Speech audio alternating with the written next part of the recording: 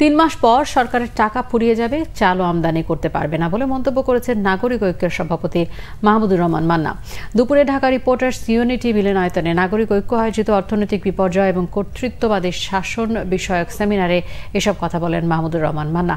তিনি বলেন, দেশের রিজার্ভ যা রয়েছে তা দিয়ে বিদ্যুতের বকেয়া ও বিদেশি ঋণ পরিশোধের পর অবশিষ্ট কিছুই থাকবে না। রিজার্ভ নিয়ে সরকারের চাপাবাজি কমেছে উল্লেখ করে মান্না বলেন, উন্নয়ন নিয়ে তাদের ফিরিস্তিও কমেছে। মেট্রো রেল, পদ্মা সেতু, রূপপুর পারমাণবিক বিদ্যুৎ কেন্দ্র সহ রাস্তা নির্মাণে মাত্রাতিরিক্ত অর্থ ব্যয়ের মাধ্যমে লুটপাট করছে সরকার। ঋণ খেলাপি বেক্সিমকোকে বেশি বেশি ঋণ দেওয়ার সমালোচনাও করেন মাহমুদুর রহমান মান্না।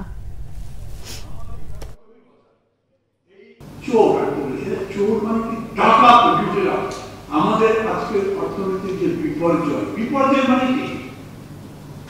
আচ্ছা, 14 বিলিয়ন যদি আমাদের কাছে এখন থাকে, তারপরে যদি বিদ্যুতের জন্য 4 বিলিয়ন দেয়, তাহলে থাকবে 10 বিলিয়ন।